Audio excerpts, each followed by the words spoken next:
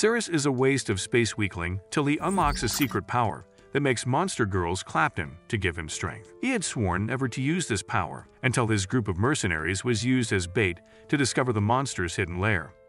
The demon queen Yug was so fearsome that grown men soiled themselves to get away, so Siren's childhood friend Bella suggested he run away since an F rank didn't stand a chance. The sight of Yug's excess milk reserves and hip storage made Cirrus's nose bleed, but he was determined to stand his ground. At that moment, the trolls alerted the dump truck queen of Cirrus's presence, so they all charged toward him, making Cirrus activate his system on Yug. Suddenly, Yug grabbed Cirrus to end him, but ended up sticking out her purple tongue to kiss him. Bella and the trolls watched in horror as those two refused to get a room. Yug finally managed to break away, wondering what suddenly came over her while Cirrus prepared himself for round 2. The trolls started to gossip about the Giat Queen's tendency to cheat on the Demon King and thought it might be true. However, their superior insisted that the Queen's loyalty was almost as great as her backside. Yug ordered her men to take care of the filthy human, but Cirrus stood still, ready to take them on. However, his bravado was for show and his sword broke apart instantly. As Cirrus was surprised at his toddler-level defense, another troll tried to remove his head from his body, but Cirrus ducked and planned to focus on offense. With his half-assed sword, he broke the troll's weapon in two and sent a strike that would split him in two. Bella shivered at such terrifying power until they saw that his sword had as much effect as a crayon. Suddenly, Yug came up behind him and slammed him into the floor with her monstrously thick thighs. While he was pinned down, one of the trolls tried to land the finishing blow, but Yug's tail swatted him away for interrupting. She warned her men not to move unless she would end them on the spot. This human was hers to finish off. The trolls cheered her on to eat up the helpless human, but when Yug went in, she started licking him like ice cream, increasing his defense abilities. Yug continued to do strange things to Cirrus's body, making him groan as he continued to receive a power boost. The head troll kept gaslighting the other trolls into thinking this must be a new torture method, while Cirrus figured his new level was enough to fight back. Unfortunately, before he could strike, Yug stopped him with her tail and slammed him into the wall, making the confused trolls proud. Yug tried to control herself, so her next plan was to strip off Cirrus's armor and show him how weak humans really are. She slammed him on the ground and began to reach over, but the waterfall from her mouth showed she was after something else. When her favorability reached 100%, she got on all fours and put her tongue to good use. Cirrus was not strong enough to defeat the monsters, so he humbly sacrificed his wood for the greater good. I don't think you have the facilities for that, big man. His skill level began to rise along with the Holy Sword, Trouser Edition, just in time for Demon King Bartley to arrive. While Bartley was getting his own home, Cirrus's system activated a bonus level for Bartley's pain. Bartley's anger exploded toward Yug, who claimed it wasn't what it looked like while grabbing Cirrus's chest. The Demon King instantly sped forward and knocked Cirrus out of his lover's hands. Bella rushed to his side, but he assured her he was okay. Meanwhile, Bartley questioned his wife on how she could let this happen a second time. Suddenly, Yug pulled a 180 and blamed her actions on him because he took too long to come. Bartley was stunned speechless as Yug scolded him for not reaching her faster. She then gave him the cold shoulder, making him beg for her forgiveness and take all responsibility.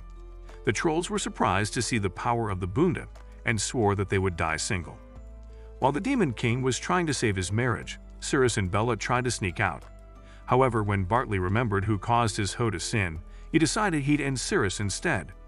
Yug assured Bartley she only had eyes for him and would even follow him in death. Just then, Bartley asked his idiot men why he was letting the humans escape, so they explained that were ordered to stay in place by Yug. Bartley sped forward himself and blasted through the walls to cut them off. With one punch, he sent Cirrus flying all the way back to the side of his lover. Cirrus realizes that even with his power up, he is no match for the pissed-off Demon King.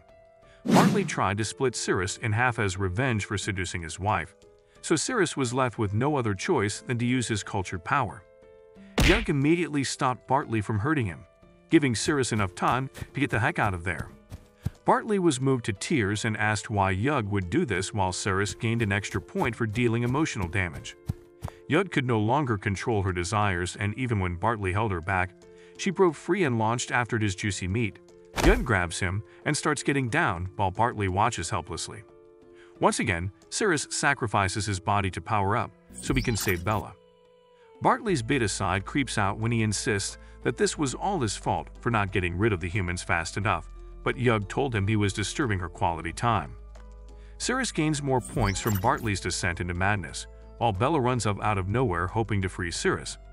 Unfortunately, Yug's tail wraps around her and slams her into the wall while she returns to snacking on Cirrus. When Yug arrives in her pants, Bartley's heart is completely shattered, so he charges toward her, realizing this loyal. However, when she begs him to stop, he goes weak in the knees, lamenting how he somehow still loves her. As Bartley sinks into the despair of being NTR'd, he activates his self-destruct to end it all. Yug finally snaps out of her heat while the trolls foolishly ask if they're allowed to escape yet. Cyrus gets boosted to level 10, so he immediately rushes to behead Bartley, stopping the self-destruction. Yug is disgusted to find out that her man was a bottom boy when his body suddenly launches at her, causing Bella to be released. Bartley's soul insists on dragging Yug with him in death like she promised and reactivates the self-destruct. Yug begs for someone to save her, so Cirrus grabs her at the last minute. Giving Bartley death NTR, his body explodes and yeets the three of them down into the bottom of the dungeon. There, Cirrus notices Yug has reverted to a tiny salamander since all her MP has been used up, and she crawls into his pants. Meanwhile, Bella tries to get up and accidentally shoves her moon into Cirrus's orbit. A system message offers Cirrus a map of the dungeon as a reward for defeating Bartley, but Cirrus seems to be having a stroke. When Bella notices she's jamming Cirrus' signals, she rolls off, allowing him to think clearly and check out the map. Cirrus rejoices over finding a way to the boss's room without getting lost, making Bella wonder if his schizo is acting up again. They start to head out when suddenly, Cirrus' heart starts to pound, and he throws up a purple liquid. The strange purple substance starts to run through his veins, causing his pinky to burn up. Cirrus cries in pain as he starts melting while cuts appear on his back, oozing the same strange liquid. Bella holds him close to stabilize him while his pinky finally stops burning. Cirrus calms down and manages to sit up again. Bella asks what in the hell is going on, so Cirrus explains that he's been poisoned.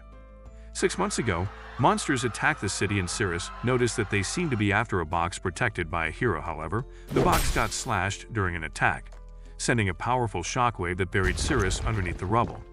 When the box began to leak, the sky suddenly changed and blood rain began to fall. Both the hero and the monsters started screaming in agony as they melted away. Even though Cirrus was protected by the rubble, he was still poisoned by inhaling the smell. When he woke up, the doctor told him he had 1 year to live when a mysterious system offered him a chance to obtain the blood of the demon god to cure him. Cirrus accepted and later discovered the cure was in that very dungeon. Now, Bella helps Cirrus walk toward a room where they'll find clothes and weapons. Meanwhile, the Crusade squad advances through the dungeon when the strongest knight suddenly gets taken out.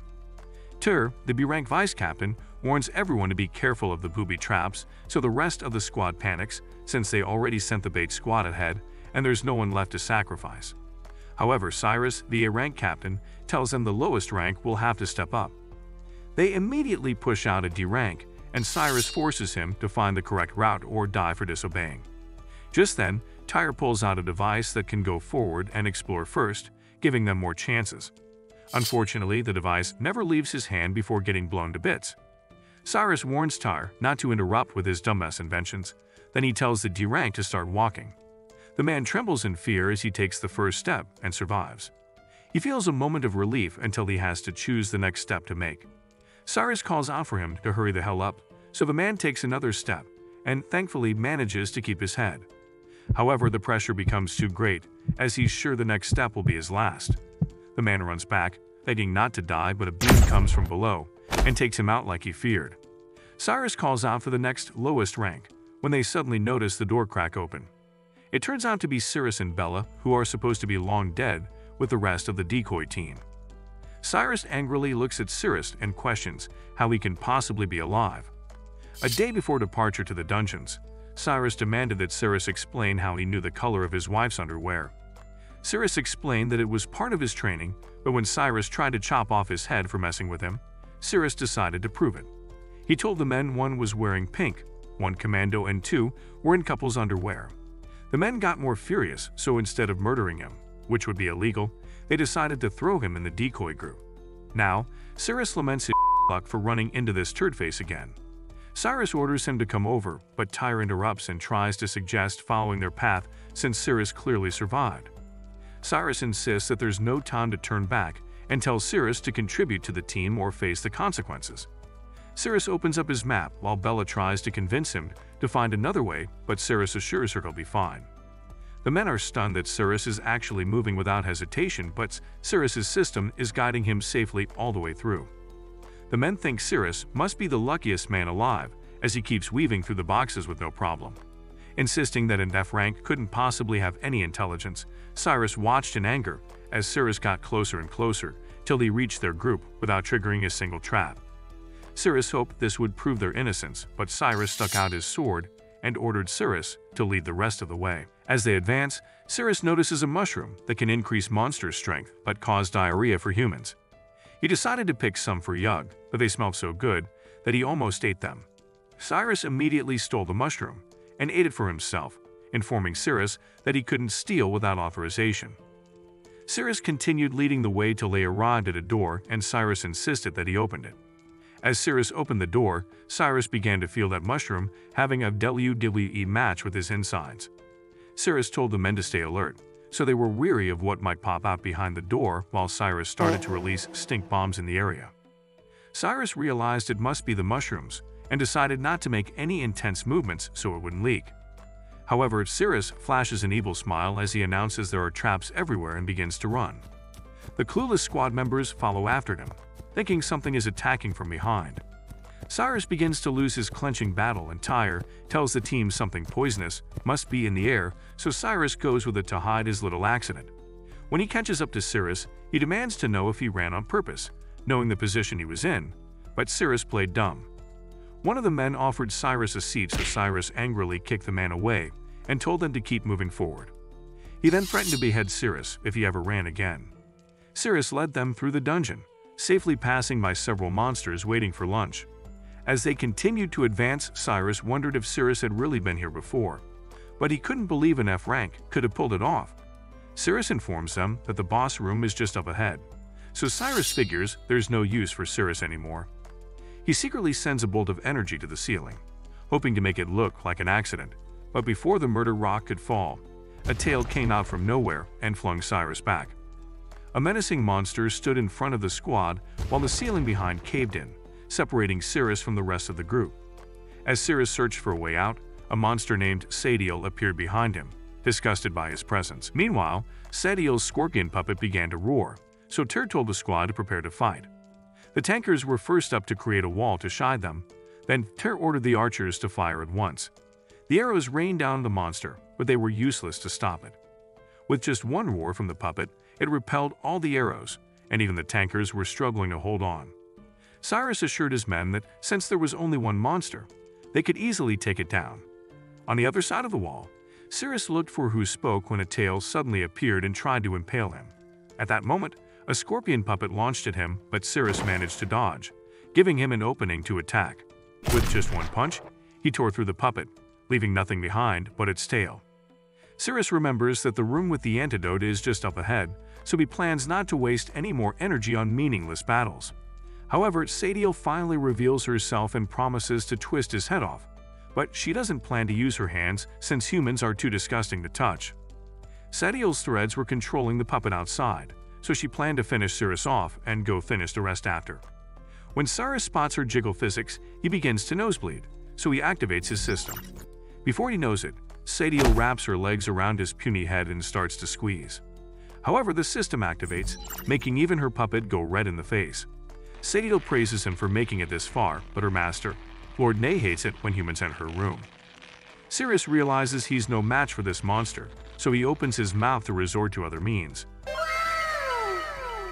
Meanwhile, the puppet continues to get hotter, and is even now drooling while it attacks. Bella is worried about Cirrus and plans to help him out of the rubble, so she tells Tyr to cover her. She rushes past the puppet monster, but before it can smack that peach emoji, Tyr stops it with his blade and holds it off.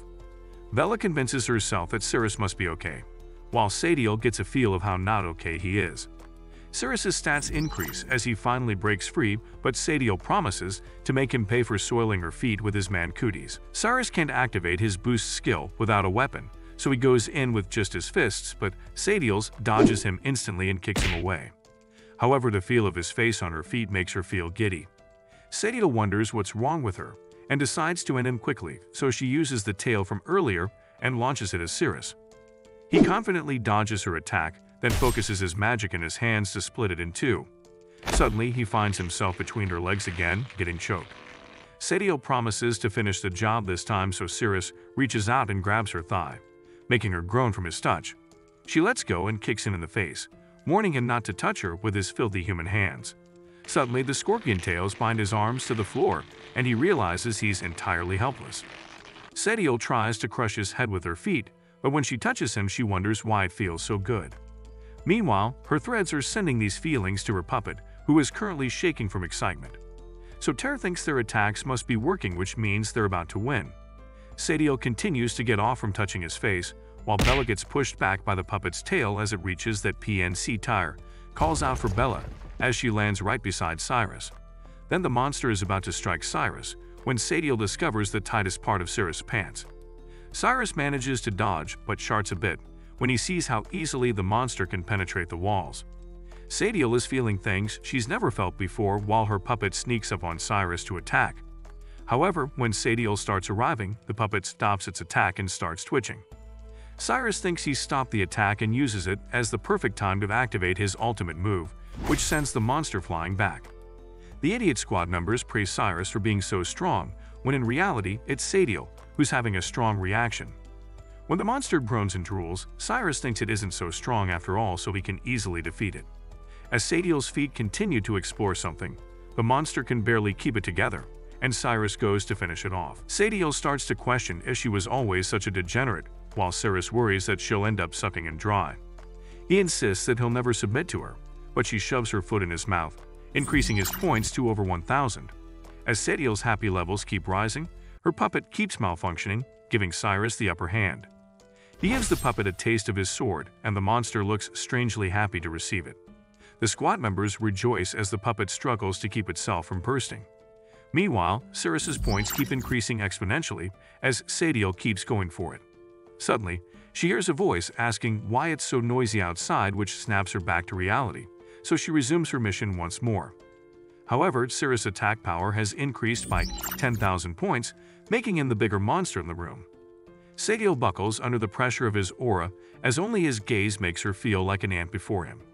She immediately runs back into the darkness, making Cirrus wonder if he should follow after her, but he decides to save his strength for the boss.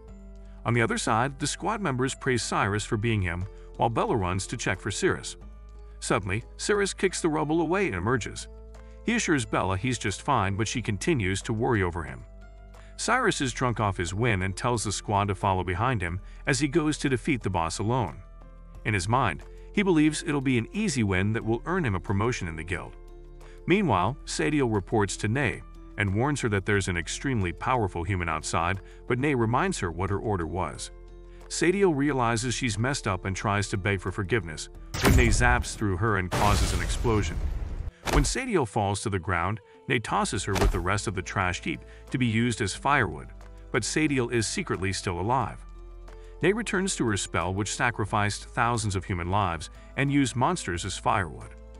Now the blood of the demon god was finally boiling. Suddenly the wall gets broken through, and Nay wonders who is foolish enough to disturb her. Cyrus declares that he's come to show her who's daddy, so May wonders if that's the human Sadiel warned him about, while Cyrus sees the answers to his prayers. Cyrus orders his men to stay put while he deals with the monster himself, so they cheer him on to show her who's boss. Cyrus charges forward to attack, telling Nay to feel his terror, but Nay blasts him with just the tip of her finger, stripping him of all his armor as he flies across the room. While the men go to check on the pompous fool, Nay wonders what cheap crack Sadiel used to think this human was a challenge. Cyrus starts to question his life decisions as he realizes he would be dead without the S-rank dragon scale from his brother. When Cyrus realizes he can't face that thing head-on, he plans to use the rest of the squad as bait till he can strike when its power is low. He then orders his men to go forward and display their own strength, but Ter warns him that his idea sucks. Cyrus scolds him for questioning his commands, so Ter backs off as Cyrus sends his men to certain death, promising to be their solid support. The men advance bravely, so Nay intends to show them the intense difference between monsters and humans. She sends an even more powerful blast, obliterating the men while Ceres pulls Bella and Tyre to safety. The men scream as they perish, and by the time Nay's done, Cyrus looks over at the gaping dent in the floor and his melted sword. Nay reminds him of his threat to make her feel his terror, but Cyrus has seen enough to know better. He starts screaming for whoever is left to run for their lives, and Tyre finally sees his captain has been full of literal. Suddenly, Cyrus grabs him and reminds him he's the solid support of the team, so he can't leave. Cyrus insists that as the leader he can talk out of his if he wants, when he sees Nate about to release another of those light beams. He tries to pull free but is shocked at Cyrus's grip strength, so he tries to punch him in the face, but Cyrus catches it and snaps him like a twig. He then flings the idiot right into the light beam, so he can do the protecting for once while the rest of the squad gets away. Cyrus gets mildly cooked by the beam, so a squad member decides to carry him out while Cyrus gets ready to take on Nay. Bella says she wants to stay back, so Tyr offers to stay, but when Bella warns him it won't get him out of the friend zone, he insists he's doing it for his honor.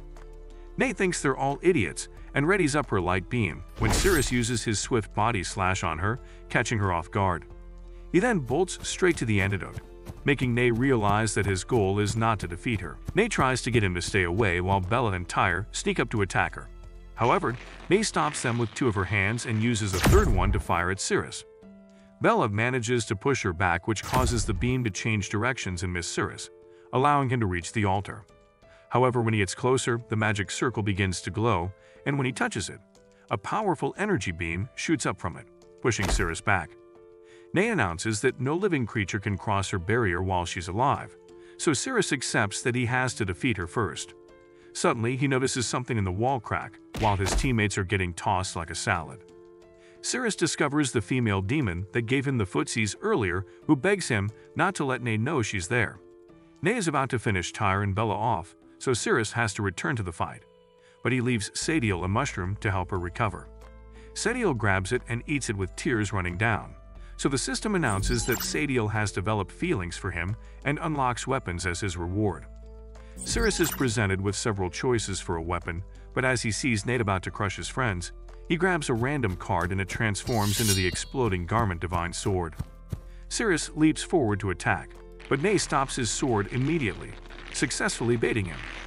She then asks how he intends to dodge an up-close attack, but Cyrus never meant to dodge and slashes through her hand. Nay mocks him for only managing to graze her skin when her clothes suddenly come flying off, revealing that she's packing a couple of infinity stones under there. Cyrus nosebleeds in confidence as the system explains how the sword works, which means Nay can only be defeated when she's completely bare-cheeked. Nay uses her spare arms to cover her milkers and swears to end the degenerate. Cyrus tries to attack, but Nay escapes this time. Cyrus figures he can take off her robe by targeting her ugly legs, then go for the mask last and finally activate his ultimate move. He plans to use his body slash move constantly till she can't escape, but his system warns him he can only use it 6 more times and has a 10-second cooldown. Cyrus can't believe his luck struck again, but he has no choice but to attack. He aims for her feet, but she dodges once again, making Nay realize the creep is really trying to strip her skirt off. When Cyrus tries to attack again, she stops him with her foot and kicks him away. Cyrus stops his flight with the sword, lamenting how much that stung, but it's still nothing compared to the pain of the poison, melting his body from the inside. He charges forward as the cooldown starts counting while Nay activates her light beam. Somehow, Cyrus manages to dodge and immediately retaliates with his full body slash, knowing there was no way she could dodge it. However, even though Cyrus did something, Nay flies up and says she wasn't trying to dodge. If she wasn't using 2 hands to hold up her milk jugs, she could have beaten him ages ago, but she can only use 2 fingers for her light beam. Cyrus jumps back, but Nay continues to send the beam his way, leaving him no choice but to face it head-on. Surprisingly, he was able to block the attack and slash it away. Tyre tries to compute how an F rank could take the boss attack head-on, while a B rank like him can only watch. Cyrus brags that he can easily counter Nay's attack, so May admits that he might be hard to defeat, but the girl with the injured foot isn't. Cyrus uses his full body slash to try and stop her, but Nay says he was too slow. He changes plans and runs toward Bella, while Nay activates her light beam. Cyrus knows he can't get there in time, so he activates his system on Bella, and uses the boost to take out the attack, shattering Bella's armor in the process. Nate wonders how he managed to dodge it again when she realizes she forgot to add firewood to keep the demon god blood warm. If she doesn't sustain the temperature, she'll have to start the process over for another 100 years. Meanwhile, Bella starts to feel hot as her favorability is already at 91%. Bella grabs Cyrus and pulls him in for a kiss, but when Cyrus stares into her mouth, he remembers when she was 8 years old and her face looked like it was scraped from the bottom of a witch's shoe. Cyrus immediately shoots back in panic while Bella wonders what's gotten into her in the middle of a battle. So Tyr suggests that maybe she was poisoned and is hallucinating, which should be the only reason why she picks Cyrus over him. Meanwhile, Nate tries to save her demon god blood by summoning the rest of the firewood and chucking all of them inside so she can burn it dry.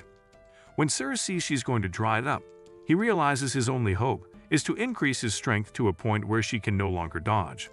He turns to Bella and asks for her cooperation to defeat the boss. He tells her he needs to her while she and everywhere. Tyr can't believe Cyrus would suggest such foul things with a serious place, but Cyrus continues to beg her to take one for the team. Tyr tries to block him, warning Bella that Cyrus is only trying to take advantage of him. However, when Bella says she trusts his words, Tyr's shock renders him speechless. Bella assures Cyrus that she's only doing this to defeat the boss, not that she's been dreaming of this for 8 years. Are you sure about that? She grabs his face, but it instantly reminds him of the time when a monkey tried to assault him and he screamed for help.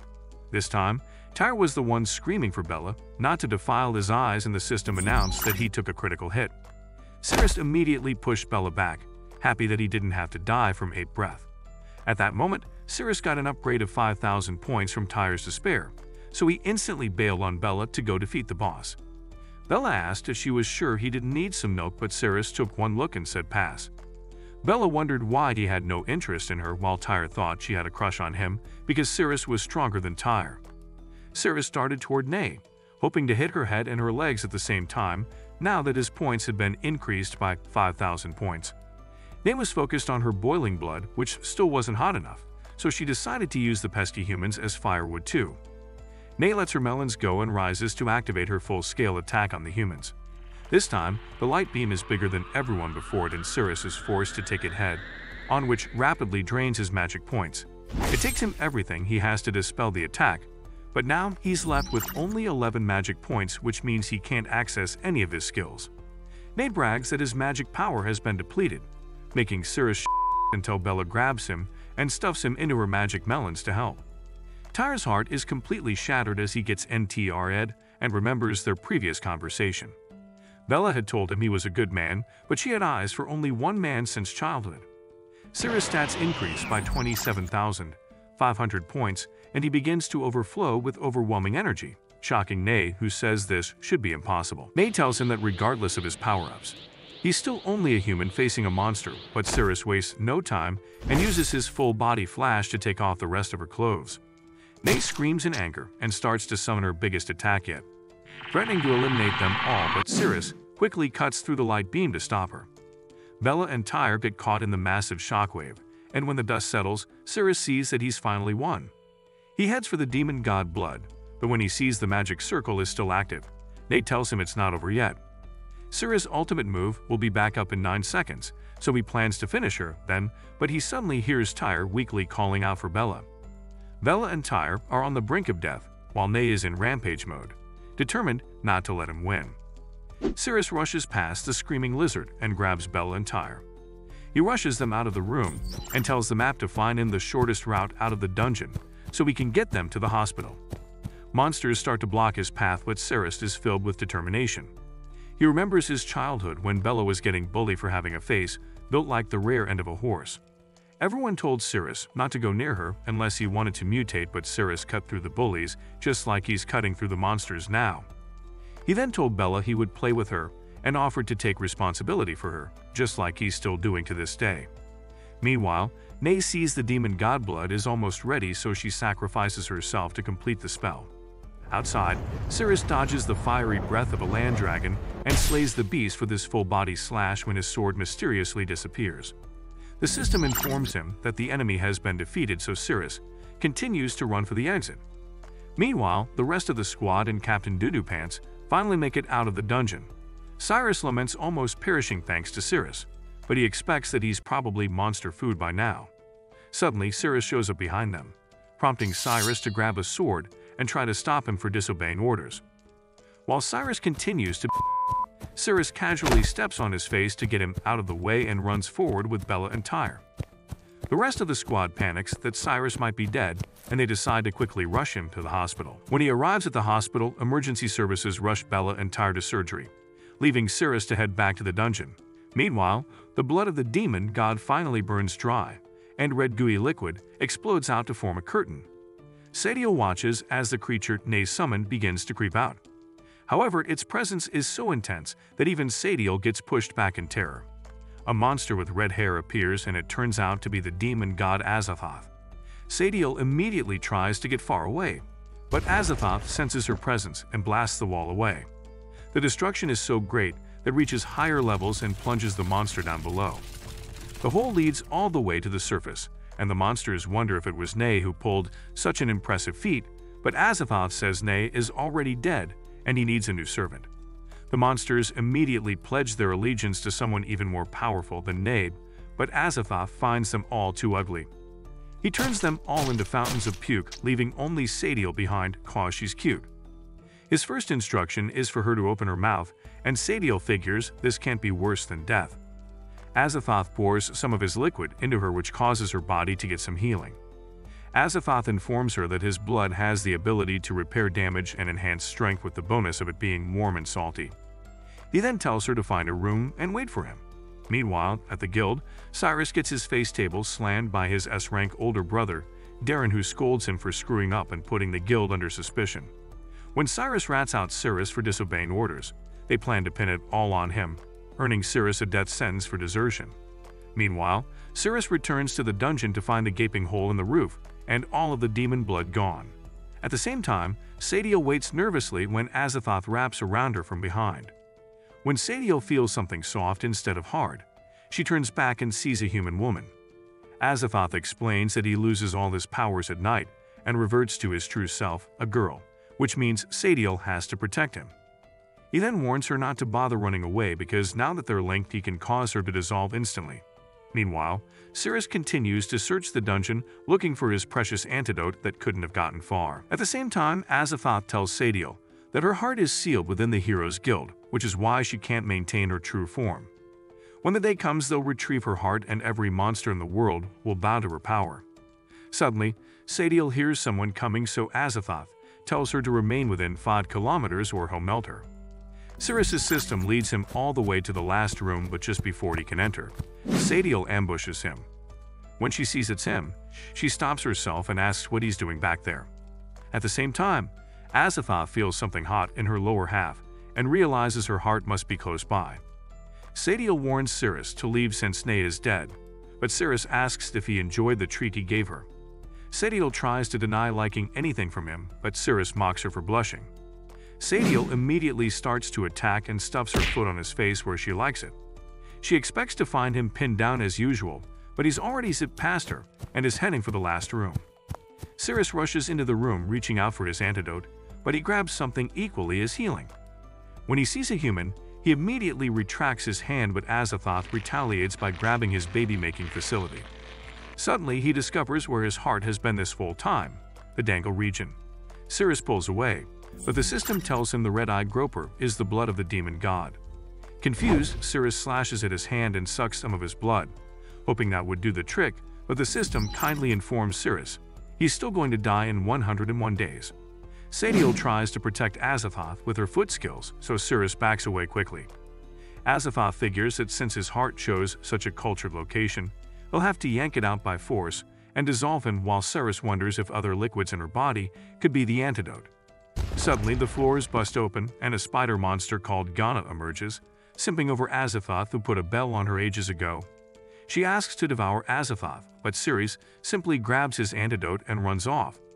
He leaps out of the dungeon and carries her off to a safe place, while Ghana struggles to keep up and gets lost. Later, Cirrus arrives at his home in the guild, which makes Azathoth happy, so he can do some murdering after. He then pulls Cirrus closer and tells him he's been cursed, and if he can't find someone to mate with, he'll die. Cirrus nosebleeds as he insists he could never exploit someone's vulnerability. Azathoth insists that she's in so much pain and only Cirrus can save her. Azathoth remembers how noble he is and decides that he'll sacrifice himself to save her, so they start getting down when Cirrus notices something that looks like a tail. Unfortunately, tails don't grow in front and Cirrus realizes it's a grown-ass joystick, so he pulls back immediately. While his life flashes before his eyes, Yug falls from his pocket. However, Azathoth doesn't back off and reminds Cirrus of his promise to save him. They take a commercial break when Yug starts glowing and returns to her monster form, asking for food. Cirrus says Yug clearly needs his help first and tells Azathoth they'll attend to him after. Cirrus tries to buy some time by cooking, but he wonders if he can stomach back shots for the greater good. Azathoth comes back even more determined than before and decides he'll take it by force. He slides his hands into Cirrus' pants, giving him conflicting feelings, so he runs to avoid confronting them. Azathoth laments over his weak human body that can't hold down a man while Cirrus returns to Yug and finds her downing a bottle of toilet cleaner. After settling Yug's dinner, Azathoth basically jumps on Cirrus, unable to wait any longer. Then at the worst moment possible, the system strips Cirrus down to his cheeks, giving Azathoth a preview. The system tells him to run through the streets and wave to 33 people or risk getting dragged into advanced paradise. Cirrus has a look at the perverse paradise, and it's basically a guy's worst fear of going to jail. All Cirrus has is a small cloth that can't even cover his joystick, so he comes up with a new plan. He leaves Yug in charge of Azathoth and heads out, using the cloth as a mask so no one will know who flashed them. Meanwhile, Ganat is still roaming through the city, searching for him when she finally senses his presence. At the same time, Cirrus goes around swinging his hands and his third leg, ruining everyone's day. The angry men immediately chase after him to spare other innocent eyes, but Cirrus is too fast. Back at the house, Sadiel finds Azathoth and advises him to get out of there before the heroes find them. However, since it's almost morning, Azathoth sends Sadiel to find Cirrus and spill her blood on the floor so he can find them. Sadiel carries out her order reluctantly, knowing what will become of Cirrus when Azathoth finds him.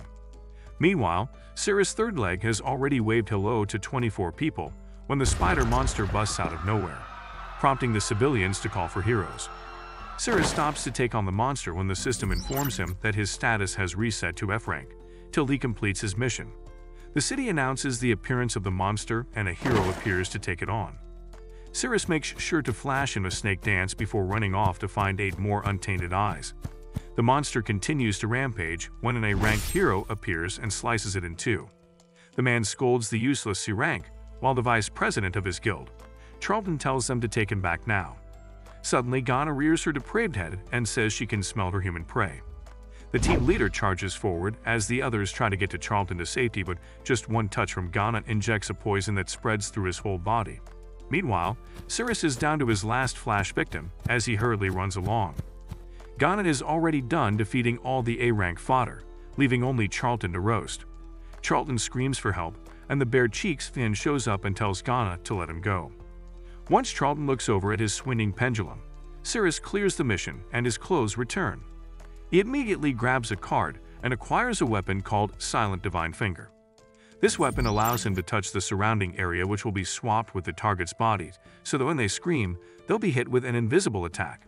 As Ghana charges for him, Cirrus locks her as the target. She strikes and sends him flying back, but he manages to stick the landing as he rubs his hand on the floor. Ghana feels a hand run down her body and releases a scream at 12%, which activates the invisible force that pushes her back, so she instantly figures out what Cirrus' ability is. Ghana insists that her body only belongs to Azathoth and swears never to make that unholy sound again, so she starts gathering all her poison to attack and rushes forward to corner him. She pins him against the wall and reaches for him, but Cirrus rubs his hand on the wall, which reflects on her armpit, causing a 43% scream value. Immediately after, the invisible force sends an even greater attack while Cirrus figures out where he touched her. Ghana reels from the pain, ashamed that she made a sound yet again, but she enjoyed it almost as much as when Azathoth touched her. At that moment, she holds her bell and apologizes for betraying Azathoth.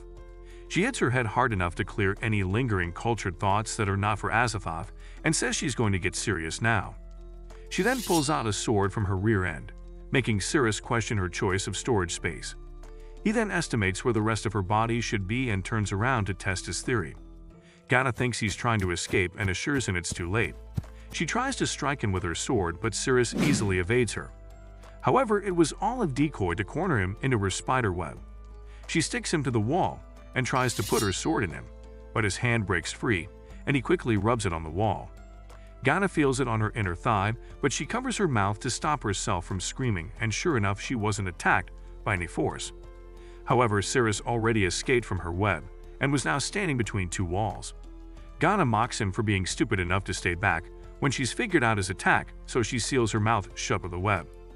Cirrus remains confident as he reveals that he knows exactly where her body parts are now, and he's going for her special spot now. Gana prepares herself for his next attack, and when Cirrus starts rubbing, she feels the sensation coursing through her body, but she refuses to scream. Gana is getting tired of gagging herself, but she's glad she was able to put her love for Azathoth first. She gets ready to attack again, but Cirrus beats her to it and rubs the walls down again. Gana almost breaks her spine to bend over from the feeling as she struggles to stifle her scream. Afar off, Charlton watches the battle, wondering what sort of power could make him red in the face just from watching. Gana has never felt this way before, and even Azathoth is starting to blur from her mind, but she forces herself to fight the urge to make happy noises. She infuses her toxins into her sword and starts charging forward again, but Cirrus uses his years of finger skills to bring her to her knees. Gana realizes she has to stop him quickly before her floodgates burst, so she tosses her sword toward him, but Cirrus dodges it. Suddenly, Gana releases the toxins hidden inside, and it explodes throughout the cramped space. Gana believes there's no way he could have survived that until she sees him standing on the rooftop. Cirrus says it's his turn now and jumps deep between the walls, rubbing them all the way through. Gana fights the urge to scream, thinking it'll be ending soon, but Cirrus just keeps going deeper and deeper. Gana can no longer close her gates, and she lets out a scream of 100% value, causing a massive explosion that incinerates her till her magic is fully depleted, and she's back to being a spider. The weapon returns to the system, and Cirrus picks up Gana, who's glad to be between his fingers again. He also acquires her skill of attaching poisons to weapons, but suddenly, Azathoth appears behind him. Moments earlier, Sadiel had spilled her blood to summon Azathoth, but she informed him she had lost track of Cirrus. Azathoth was furious she could lose something so important till he heard the huge explosion in the city and immediately flew to it. Now, Cirrus has acquired a new skill that allowed him to return conquered monsters to his home, so he sent Gana to join Yug. That's when Azathoth arrived and slammed him into the ground, reminding him of his promise, but Cirrus was more horrified to learn he really was a man. Azathoth suggests they continue their midnight activity, but Cirrus says he has no interest in men. Azathoth transforms into a catsuit and asks if that would make it better, but Cirrus still refuses and tries to punch him. Azathoth catches his fist and twists it, lamenting Cirrus' refusal to have a little fun, so he resorts to tougher measures and licks his finger. Cirrus jumps backward in disgust, but Azathoth activates his power and slams Cirrus into the ground. Azathoth suggests Cirrus uses the system to lock onto him, but Cirrus says that's a rock bottom he'll never reach.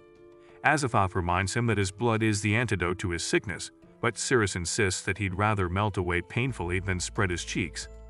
Azathoth uses his magic to flip him over, but when he tries to take one more shot, his magic disappears as the system refuses to return. The system offers Cirrus a chance to sacrifice 50% of his life to kill Azathoth, and Cirrus agrees without a second thought. All Cirrus has to do is lock on to Azathoth, and the Spear of Oblivion will take him out, allowing Cirrus' toxins to be cured. However, before Cirrus can lock on, Azathoth fills the air with red smoke and slices his palm. The same thing happens to Sadiel, and when her blood touches the floor, Azathoth teleports back to her side, surprised that the system would betray him like that. Cirrus' map shows him where Azathoth is, but he's too far away. Meanwhile, Sadiel asks if Azathoth is okay, but he explains that since she drank his blood, she would receive all of his damage first. He then laments his attacks becoming useless on Cirrus, so Sadiel asks if they can return to the dungeon, but Azathoth says that he can still pleasure Cirrus to death since it doesn't count as an attack, since Azathoth will lose all his magic by nighttime. He tells Sadiel to use her transformation magic on him so Cirrus won't recognize him and he'll try to play the hero again. Sadiel asks if he can really pleasure someone to death, so Azathoth says that's literally how he died. But now he wonders what his system sees in the human for it to reject him. Meanwhile, Cirrus figures he only needs to find Azathoth in his remaining 50 days so he can cure himself. But before he can get searching, his heart starts to pound and his toe starts to burn this time. Cirrus rolls around in pain till his vision blurs and he passes out while Charlton watches.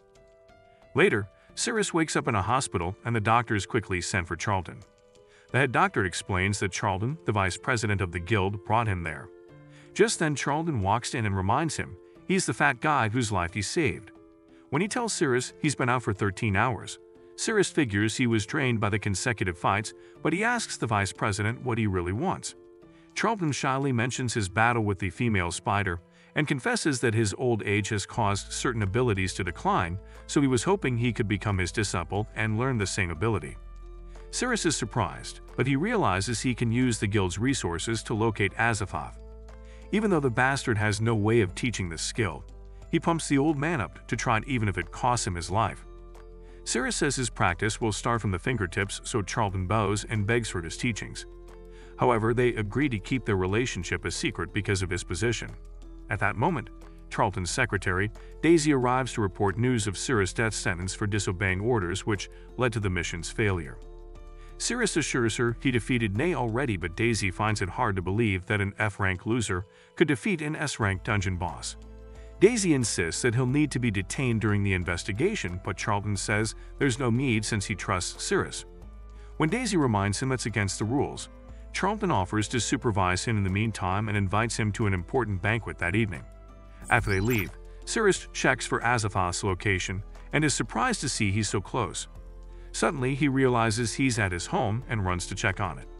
When he arrives, Ghana is still there, but Yug is nowhere to be found. Meanwhile, Yug is being held captive at an auction center for humans and monsters. Some minutes later, Cirrus runs through the city toward Azathoth's location when he suddenly encounters a man trying to axe him to death. The man claims the territory for his fellow bandits, so the other comes out, wondering if the women in the prison are bait to lure them out of hiding. Cirrus realizes the female monster must be Yug, which is perfect timing until the system announces that his next mission will begin in 2 minutes, so Cirrus has to beat them before then.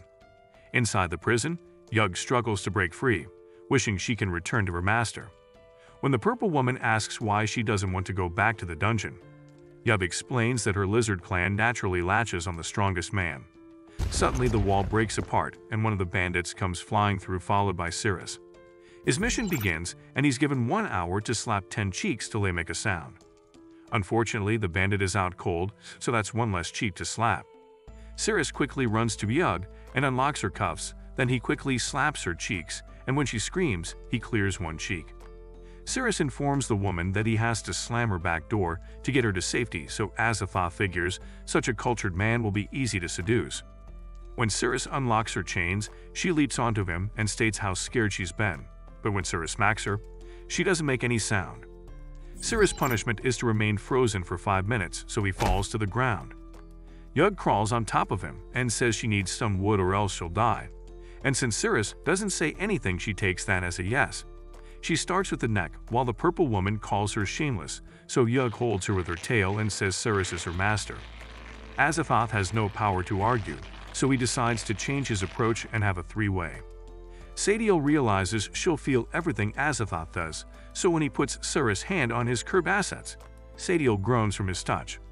Azathoth bends his hand to squeeze harder, and Sadiel's body starts to go numb with excitement.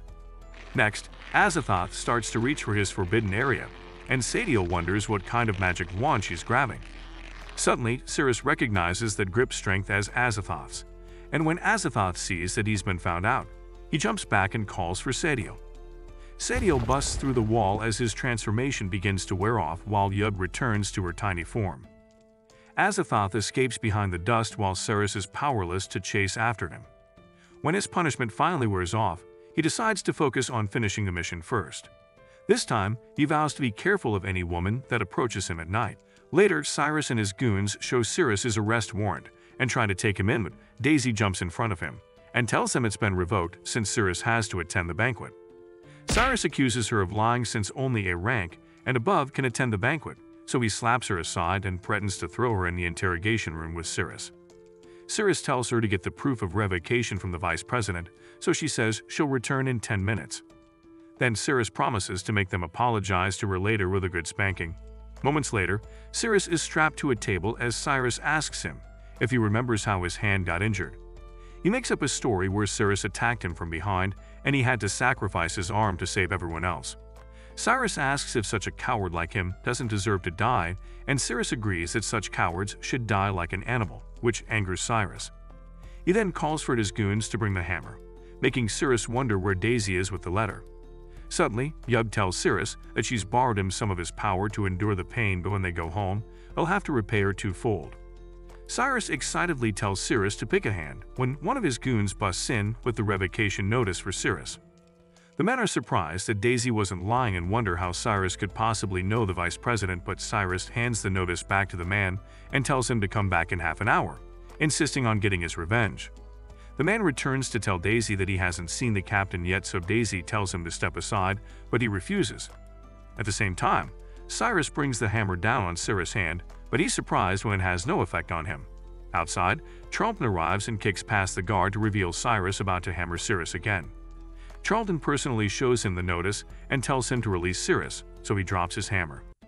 Cyrus gets released and Charlton threatens to strip Cyrus of his captaincy, so Cyrus claims he never saw the notice and tells his men to back him up, but none of them want to offend the vice president. Suddenly, Cyrus testifies himself and says he won't charge them for the arrest if they apologize to Daisy. Cyrus grabs a whip as the men bow to apologize to her, then Cyrus starts whipping away at their cheeks, making Daisy discover her new fetish. Cyrus clears the mission, but he's not done with Cyrus yet. He grabs his hand and pays him back for getting hammered by breaking his second arm. After, Charlton tells Cyrus to go with Daisy while he meets with the envoy from the Holy See. They're a group from the church with unparalleled purification magic. Later at the banquet hall, Charlton walks in with the Saintess of the Holy See, but the men instantly think her outfit is anything but holy. The Saintess says their doctrine is to eliminate evil thoughts and warns them not to look at her with filthy eyes. Charlton threatens to have them punished, but the Saintess says there's no point since everyone's pants have suddenly become too tight. Charlton is the exception because though his mind is doing backflips, his body isn't reacting. Charlton claims he's of a pure heart, but the gossips behind confirm he's just impotent. Outside, Cyrus and Daisy arrive at the venue when Cyrus asks if their magic is that powerful. Daisy assures him they can heal anything, even severe poisoning, which is why every guild wants to partner with them. However, they won't easily use their powers on others because of their evil thoughts. Cyrus thinks they might be able to cure him, so they head inside and find all the guests gathering round. Charlton explains that the Saintess is testing them, and if someone passes, they'll be able to partner with them. The Saintess reveals their sacred veil, which will reveal the level of evil thoughts inside them. However, no one from the other guilds has been able to pass it. The men wonder what could possibly be inside, so the Saintess suggests they find out firsthand. One of the men volunteers, saying he's definitely pure of heart, so he goes in confidently, but he never expected to find a cat woman. It just so happens that it's his greatest weakness, and his pure heart starts wavering when she comes closer. The nosebleed kicks in after the first meow, and when she drops half of her clothes, the man resets to caveman mode and begs to pet her on her magnificent hills. The cat calls him disgusting and shoves him back into the banquet hall, where his 88% evil thoughts score is waiting.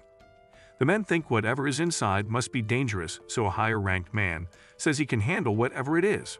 Moments later, the degenerate comes flying back out with an evil thought score of 92%.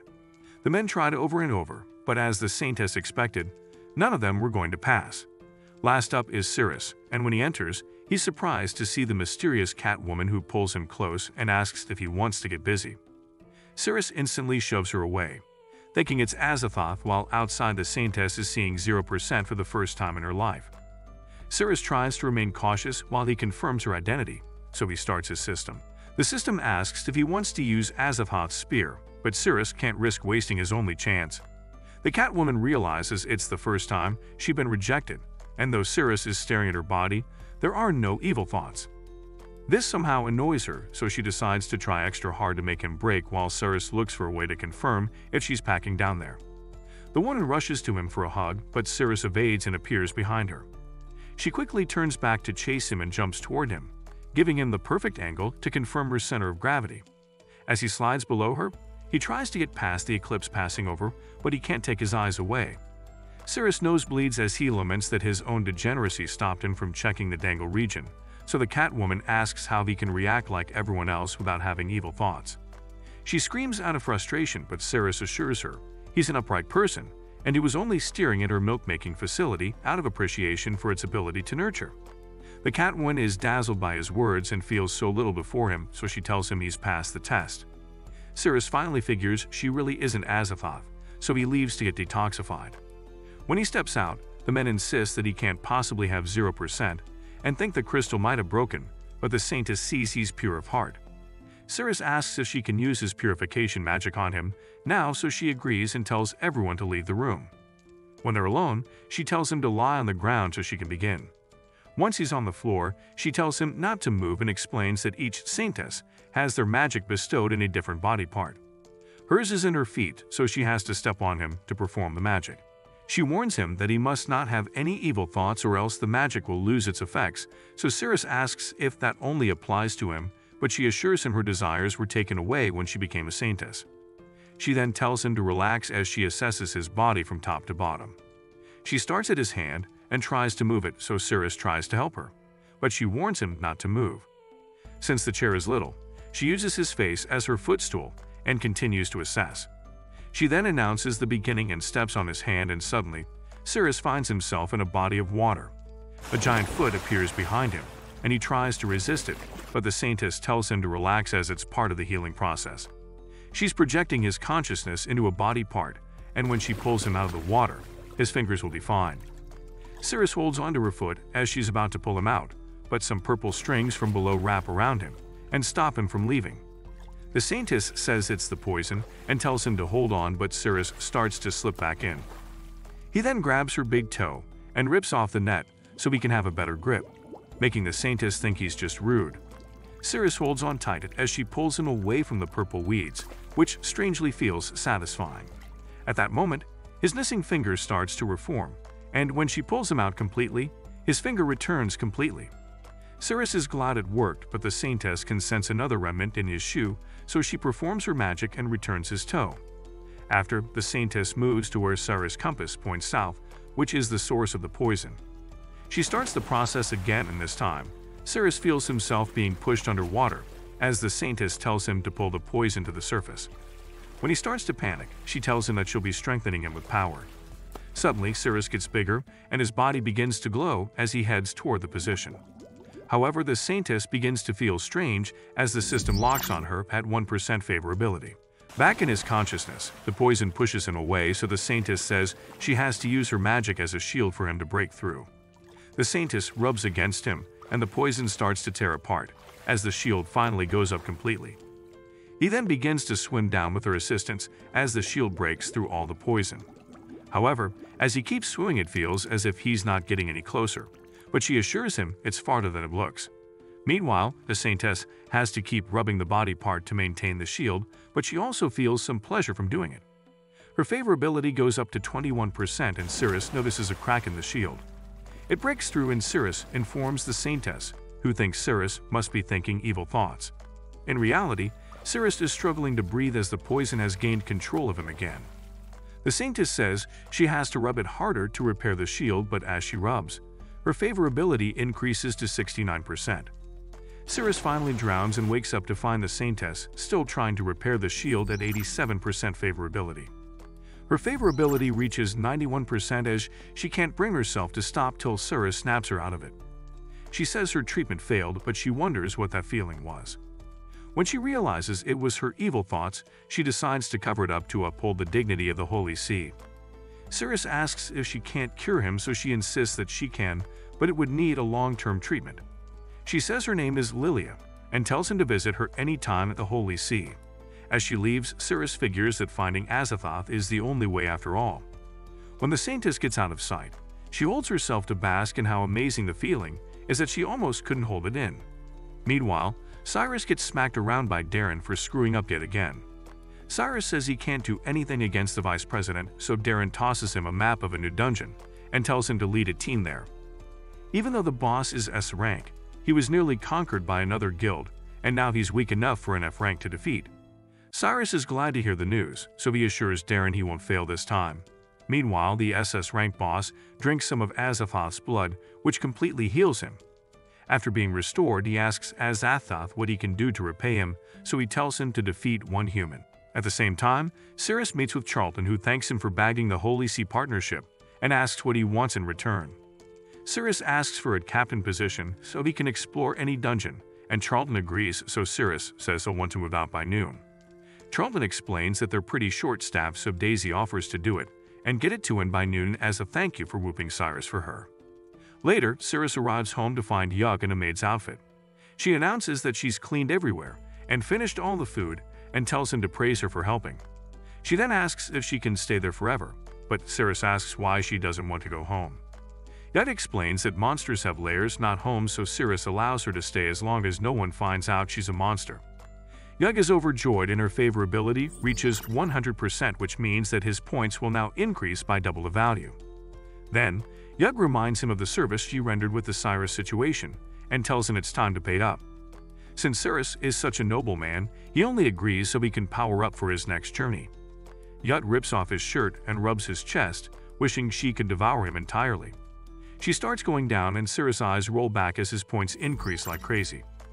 Then also gets an upgrade from her services and starts to pull in tighter, which hurts Cyrus. Suddenly the doorbell rings and Cyrus figures it's Daisy, so he tells Yug to hide while he attends to her. After, Cyrus opens up and Daisy hands him his new captain ID and promotion notice. Then she throws in a variety of fruits too. As the flirting continues, Yug eavesdrops and realizes it's a woman, so while Daisy offers to help him anytime he needs it, Yug comes out to check on them.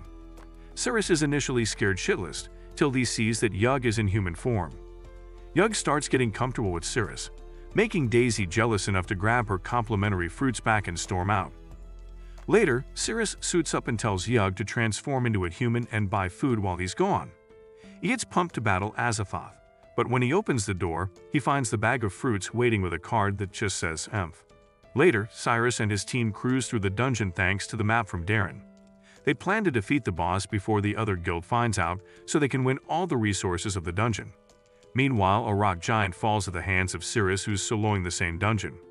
According to his map, Azathoth is already in the boss room, so he keeps moving. Suddenly, Cyrus and his team hear someone approaching, and it turns out to be Cyrus.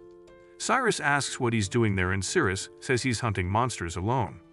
He then says he's in a hurry and leaves, making Cyrus think Cyrus knows about the weakened boss and is trying to take all the credit alone. He tells his men they need to move faster so Cyrus doesn't steal the credit. Meanwhile, the system tells Cyrus to pull out a sword that can swap the left and right paths. However, Cyrus' map says he should take the left path because the sword can't be pulled out. Cyrus races past Cyrus, thinking he's got the upper hand and plans to seal the path to keep Cyrus out. Suddenly, a dragon emerges and women seems to be fighting it. Cyrus and his team try to escape the falling rubble from the ongoing battle when the mystery woman one-punches the dragon and sends it plummeting below, so Cyrus tells his men to run for their lives. The dragon stays down and Cyrus can't believe she took it down single-handedly. The woman introduces herself as Daphne, an S rank, and asks where they're from. Cyrus cowardly tells the truth, so the woman asks if they're trying to compete with her. Cyrus insists that they're happy to work with her, but Daphne says she'll pass since only the weak need to work together. Suddenly, she hears the cries of her guildmates requesting backup. She tells Cyrus they're too weak to be her rival and warns them to get out of the dungeon. Then she flies away fast to find her idiot guildmates. While Cyrus marvels at the flying hero, Cyrus uses the opportunity to run into the left path and seal it off. Cyrus then grabs the sword, which drains almost all his magic points just to get it out. The paths switch places and Cyrus casually walks through the right. On the left path, Cyrus gloats over leaving Cyrus with more than a dozen B-rank wolves, thinking he's surely dead meat this time. However, when they walk forward, they find themselves facing the very same wolves, so Cyrus tells his men to prepare for battle as the wolves charge at them. Meanwhile, in the boss Shia's room, Azathoth laments feeling exhausted after Shia drank so much blood. Shia states that his body is now bursting with power, as his strength has definitely increased. Sadiel asks Azathoth if Shia can really win since Cyrus' strength tends to increase in battle. That's when Azathoth reveals that all the monsters in this dungeon are males. At the same time, Cirrus comes across a pack of wolves and decides to try the sword. The system explains that the sword can be used to trigger mechanisms in the dungeon, so Cirrus strikes at the floor to release an arrow storm. Some of the wolves go down, but the remaining charge at Cirrus, who cuts them down one after the other. Meanwhile, Cyrus and his men bravely run back to the entrance, only to be reminded that Cyrus foolishly sealed them in. Cyrus tells his men to hold off the wolves while he checks the map for a way to open the door. Unfortunately, the men turn into chew toys as Cyrus discovers the map only shows how to close the door. On the right side, Cyrus continues to solo the wolf pack when he sees a mechanism that controls the stone gate. He activates it and the door revolves, squishing the wolves instantly while also opening the gate on the left side. The men run for the exit, leaving Cyrus behind, who gets bit by one of the wolves, but when Cyrus removes his sword, the gate shuts and slices the wolf in the process. Cyrus is pleased with his sword and walks on through the right side. Meanwhile, Cyrus' team suggests calling the mission off since he's badly injured, but Cyrus insists they keep going, knowing his brother will murder him if he screws up one more time. The men go through the right way and find all the wolves dead, so Cyrus wrongly assumes the map must have been drawn backwards. When they reach another fork in the road, the map says they should head right, so Cyrus assumes it must mean left. Meanwhile, Cyrus arrives at the boss room and finds Shia waiting on the outside. When he promises to deliver Cyrus's head to the goddess Azathoth, Cyrus tries to warn him he's not a she. Shia insists that her unleveled chest would say otherwise, so Cyrus decides to let him find out the hard way. He uses the sword to trigger a mechanism, but Shia swats the rubble away with one hand. Shia attacks Cyrus, angered by the idea that Azathoth is a man, so Cyrus tries to block the attack, but his sword breaks in two. However, it's his turn to counter, so he uses his swift body to slash on Shia, but Shia easily blocks it with his sword. Cyrus notices there are now two Shias as Shia brags about Azathoth enhancing his power. Cyrus admits he's the strongest boss he's encountered so far as he struggles to hold him off while the clone comes up behind him and smashes him into the wall. Meanwhile, Cyrus' team is also getting smacked around by stone knights. His teammates finally wise up and leave him behind, so Cyrus screams out for someone to rescue him. Suddenly, something busts through the walls and takes out the stone knight, and it turns out to be Daphne. Daphne asks Cyrus if he was the one who called out for her, and when he confirms it, she kicks him into the hands of his idiot companions and scolds them for being trash heroes, telling them to get lost. Since Cyrus is out cold, the men drag his body away, happy to finally leave this cursed dungeon.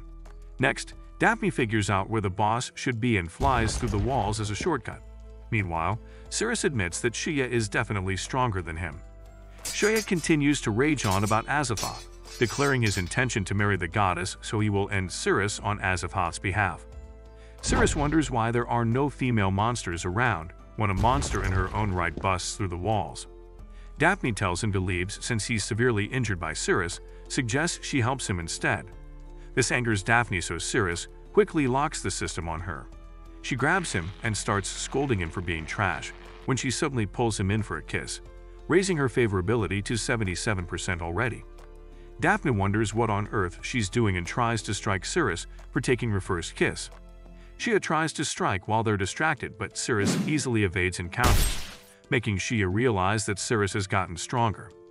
Daphne continues to replay the kiss in her mind, and her favorability grows to 85%, so Cyrus yells for her to stop spacing out as he pulls out of the line of Shia's attack.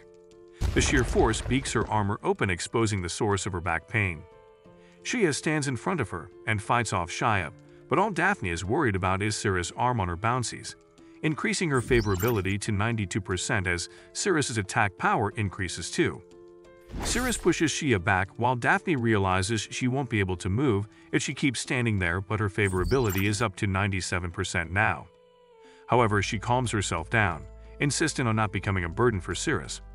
Cyrus tells her they need to team up, but she says that she's never been a team player. However, she suggests that since there are two of them, they can each take one. Cyrus grabs her by the waist and tells her he can win with her by his side, and Daphne heads back into euphoria as she reaches 99%. Meanwhile, Azathoth starts coughing up blood as his body is nearing its limit without a heart. She then wonders what is taking Shia so long. Back outside, Daphne fights her inner battles while Cyrus takes on the two Shias. Will Cyrus ever be forced to use his system on a guy? Comment my wood is for the greater good for part 2. Leave a thumbs up if you liked the video and subscribe to the channel for similar content. And as always, thanks for watching.